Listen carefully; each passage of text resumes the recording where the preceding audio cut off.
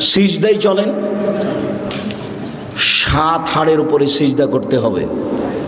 নাক কপাল 1, 2 হাত 3, 2 হাঁটু 5, 2 পায়ের বৃদ্ধাঙ্গুল 7।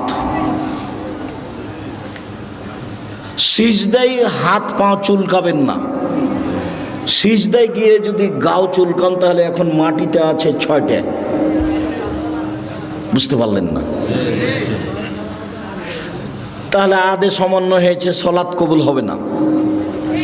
সিজদায় গিয়ে যদি একটা পা উঠে আর একটা পা চুলকান তাহলে এখন মাটিতে কয়টা আছে?